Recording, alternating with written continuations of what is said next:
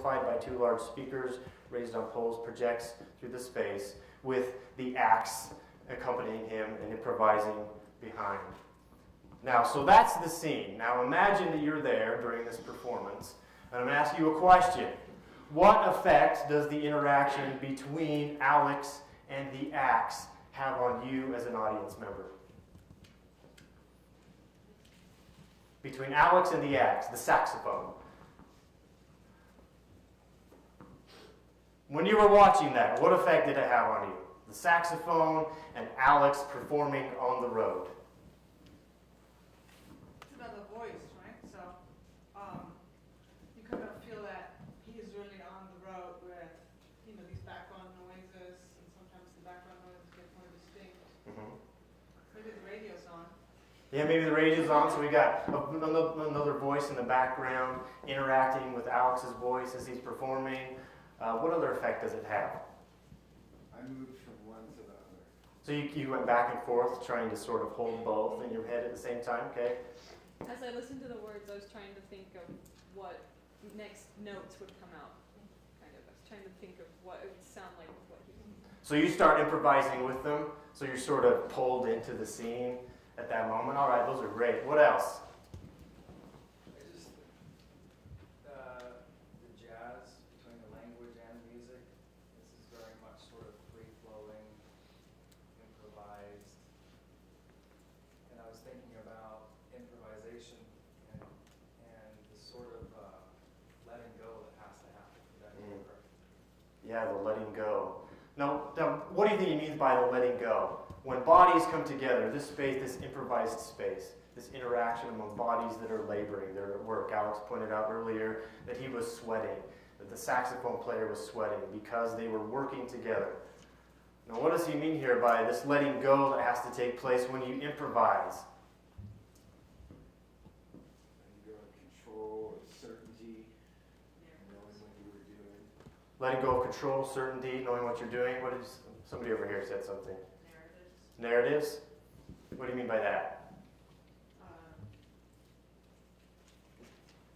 Following a predetermined path, but rather, not. I mean, I kind of, when I'm up there talking, I have some idea of where what I'm talking about is heading. But you have to abandon that and sort of remain really in a moment and totally different psychological space when you're improvising. Because you don't know where you're heading or where the language is taking you. And it's really scary space sometimes. Except that Alex is reading the script, so it's not like he's improvising. Well, how could Alex, because we have, pull the lights down for a second here and come back to a space where, so if you notice the text, how does this look different than any other text that you've noticed, that you have in your textbooks? How does it look different? I heard something over here. Say it loud. Scroll. It's a scroll. Okay, what else? Sequential. Yes. Sequential in a different way. How so? It's continuous. Yeah, so it's continuous. It's taped together. Now, what do you notice about the text on the page? It's photocopied, yes.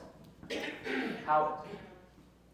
What's that? Glued together. Yes, it's glued together. There are no paragraph markings there, so there's no space. What happens when you come to a paragraph on the page? You get ready for a new idea. You pause. You might stop. You take a breath for a minute.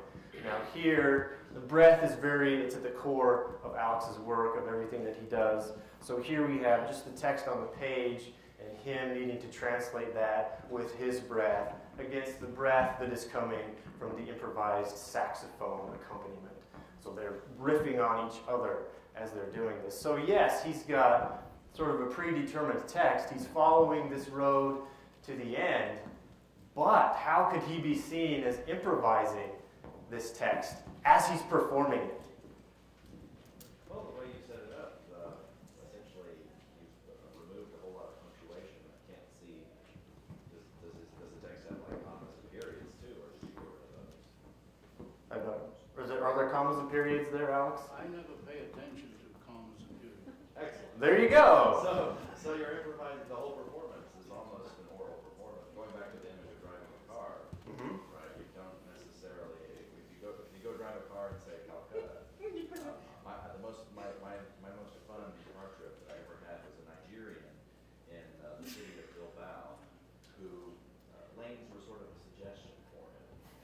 stoplights did not exist. Signs were Right. which we were already in Europe. So here, you know, people here would try to drive in Europe and freak out because they don't Naples is the same way. It was fine for him. He would honk at people. I remember we passed an old lady in the middle of a crosswalk. She yelled at him because she was in the crosswalk, and he honked at her and waved and smiled back as he passed her, like with about this much room. And I was in the backseat dying. Because you're out of Because control. I'm an American, and I'm like, you can't drive in the road when there are people there. And he's like, oh, this is normal. Yeah. No, we just can't let it go, can we? The roads for us are not a suggestion. This is what you do. Well, my author would say that you wouldn't let a comma hold a code for her, but you still have pauses, right? I mean, you still have rhythms.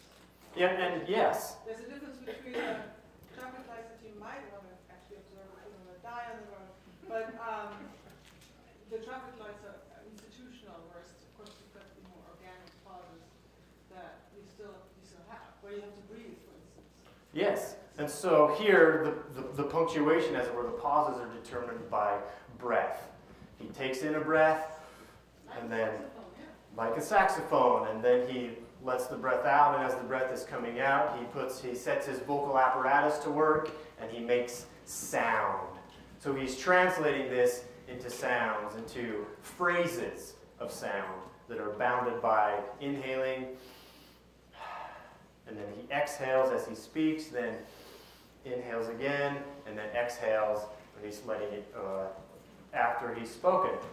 So how then, at the beginning, Alex said this. He was taking, well, Kerouac took the land to the book. Alex was trying to take the book to sound back to the land.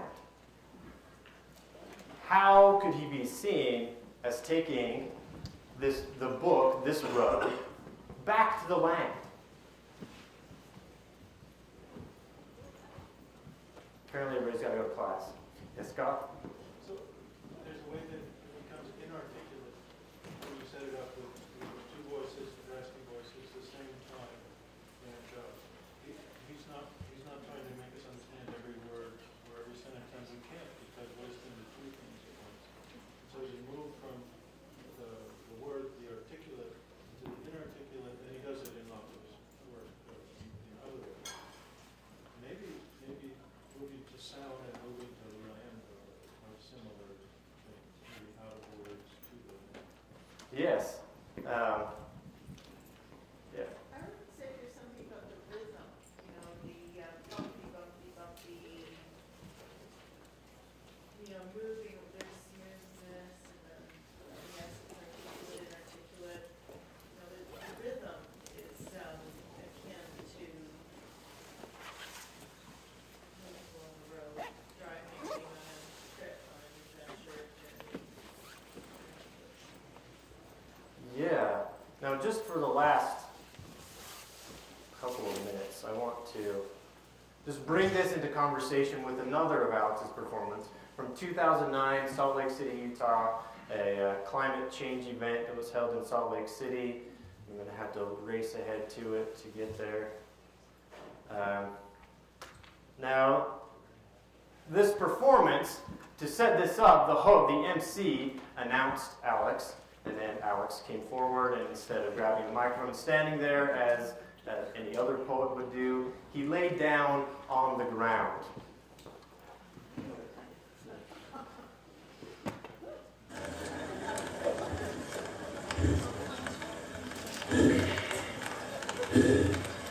Seeing a body from the vantage point of the soles of the feet immediately turns it into a corpse. It is so difficult to think that person alive. Even seeing the chest rising and falling offers no surety of their breathing. From the vantage point of the soles of the feet, it is the earth that has all the work of holding and keeping. From the earth's point of view, the feet are the whole body.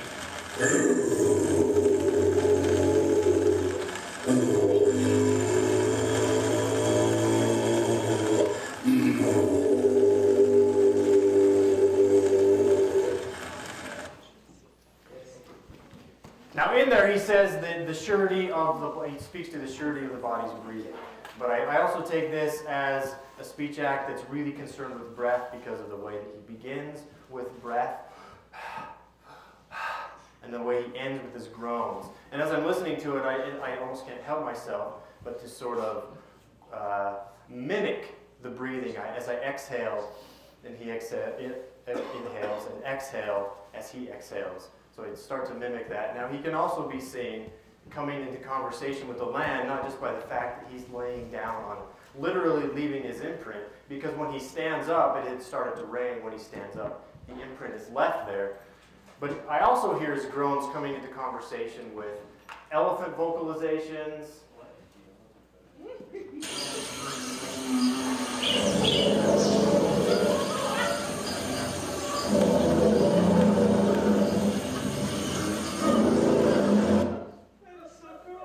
which propagate through the ground. That's how they communicate across long distances. Also with the voice of Earth, as recorded from space by the two NASA Voyager. They recorded the Earth's electromagnetic vibrations and then translated them into sound. This is what that sounds like.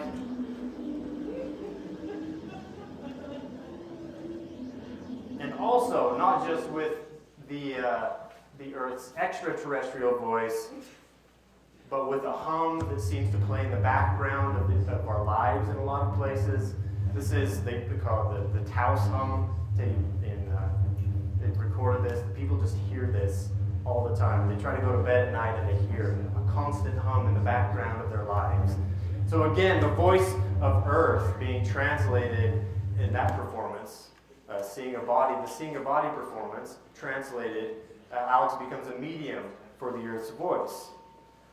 And then this one, Lotte Heaven, an Amsterdam-based multimedia artist. She sent a geophone and an ultrasonic microphone down into the world's deepest hole, one of the world's deepest holes, the KTB borehole in Germany, and recorded the vibrations. And this is what it sounds like.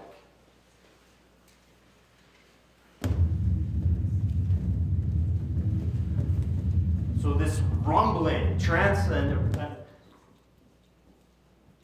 too loud for it, I guess. Alex can be seen in a lot of his work, as Scott points out, translating the voice of the earth into sound. And this always plays back up to our lives. So maybe this could be one way in which he was translating the road from text to sound back to the land. Because as a species that is deeply grounded in language, we are the language animal, the storytelling animal, the sound-making animal, and our sounds, we connect them with meaning. That is, well, I think that's one thing that Alex is exploring in his work. And so if we take a step back and consider the context in which Alex is working in. There you go. And here we go, there we go. Here's the context. There's more context. So the deep earth, all of these things, and if we slow down and pay attention to these sounds, to the interactions among sounds, to the many voices around us, I think we can find great meaning in what Alex is doing and in the language, the ways that we share sounds with each other. But sometimes we just have to be